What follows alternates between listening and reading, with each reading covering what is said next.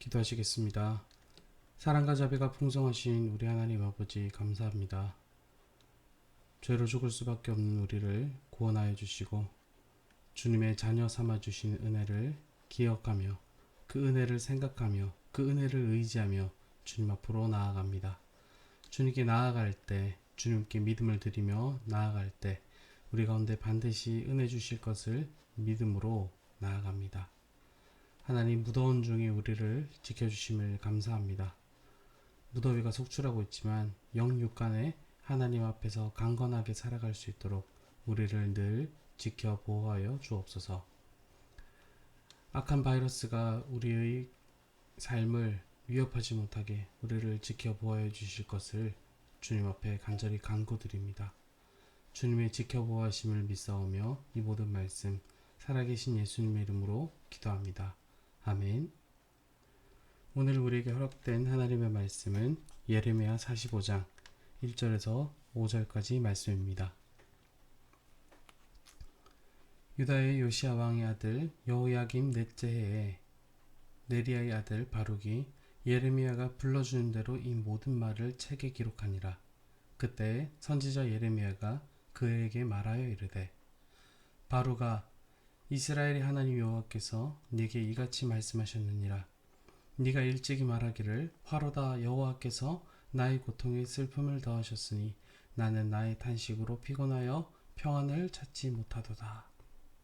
너는 그에게 이르라. 여호와께서 이같이 말씀하시기를, 보라, 나는 내가 세운 것을 헐기도 하며 내가 심은 것을 뽑기도 하나니 온 땅에 그리하겠거늘 내가 너를 위하여 큰 일을 찾느냐.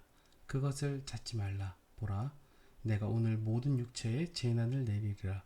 그러나 네가 가는 모든 곳에서는 내가 너에게 네 생명을 노량물 주듯 하리라. 여호와의 말씀이니라. 아멘. 오늘 본문 말씀은 예레미야의 사역을 돕던 서기관 바룩에게 주어진 하나님의 말씀입니다. 오늘 본문 말씀은 44장과 연결되는 것이 아니라 36장과 연결되는데, 예레미야는 하나님의 말씀에 따라 모든 예언의 말씀을 바룩으로 하여금 기록하게 했습니다. 예레미야의 예언을 기록했고 또 선포하기도 했던 바룩은 유다의 멸망을 전하는 하나님의 말씀으로 인해서 낙심하게 됩니다. 끔찍한 재앙과 심판을 예고하는 말씀을 마찬가지로 같은 유다인이었던 바룩이 그것을 가만히 듣고 있기가 어려웠을 것입니다. 예레미야가 직접 그 말씀을 선포하면서 겪었을 고통을 바룩 역시도 같이 겪었다는 것이죠. 또 바룩은 예레미야의 예언을 대필했기 때문에 여호야김 왕이 박해를 받습니다. 그리고 유다 잔류민들에게 무고한 누명을 받기도 합니다. 여러 가지 고통이 바룩을 옥죄었을 것이지만 바룩은 예레미야를 떠나지 않고 함께 동역했습니다. 이런 바룩에게 하나님께서는 위로의 말씀을 직접 전하셨습니다. 우리가 이를 통해 알 수 있는 것은 각자가 처한 형편과 삶이 녹록지 않다고 할지라도 반드시 하나님의 말씀을 붙들고 살아야 한다는 것입니다.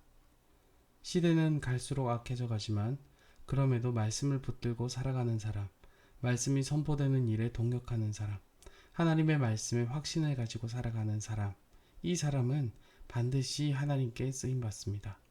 그리고 하나님께서 그를 잊지 않으십니다. 특별한 사람만이 이 일을 감당하는 것이 아닙니다. 선택받은 어떤 특별한 존재만이 이것을 감당하는 것이 아닙니다. 학교에서 보시면 하나님께서 이스라엘에게 성전 재건을 독려하시면서 어떻게 말씀하십니까? 산에 올라가서 나무를 베어 그것으로 지으라 라고 하셨습니다. 이 말씀은 너희가 할 수 있는 불량껏, 너희가 할 수 있는 대로 너희의 마음을 다하여 하라는 것입니다. 진리가 없는 것처럼 사는 세상에서 하나님의 판단을 따라 사는 것, 그리고 하나님이 주신 마음을 지키며 사는 것, 우리 주님께서는 이런 삶을 사는 이들을 통해서 오늘도 영광 받으신 줄 믿습니다. 오늘 바룩은 자기 삶에 대하여 한탄합니다. 이 바룩이 하는 말들을 보면 굉장히 자조 섞인 말들을 하고 있습니다. 그러나 바룩은 오히려 자기가 겪고 있는 괴로움에 대한 고통을 하나님께 직접적으로 말씀했던 것입니다.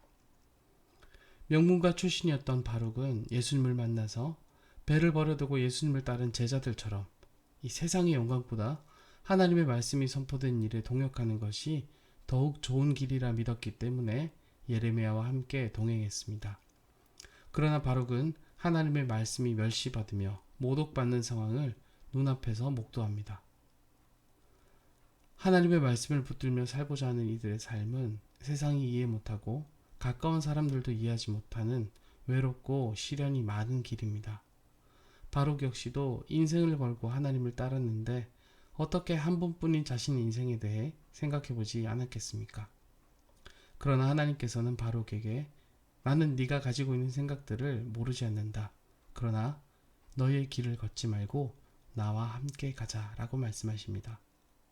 네가 나와 함께 걷는다면 네가 가는 모든 곳은 생명이 있을 것이다 라고 말씀해 주십니다.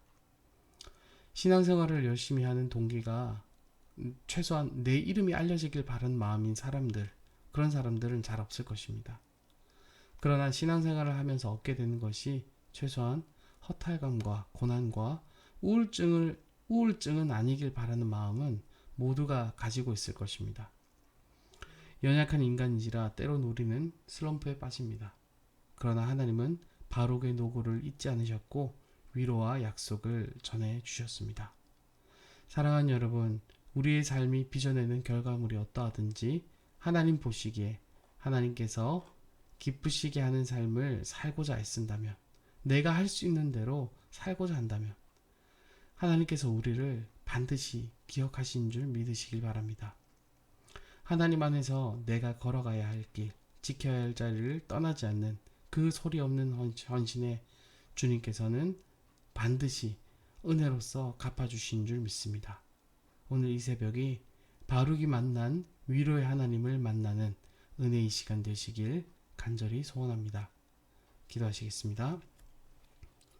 사랑과 자비가 풍성하신 우리 하나님 아버지 감사합니다. 우리가 신앙생활을 하면서 때로는 많은 낙담에 빠집니다. 허탈감에 빠지기도 하고 고난을 당하기도 하고 우울증에 걸리기도 합니다. 바룩처럼 탈진하기도 합니다.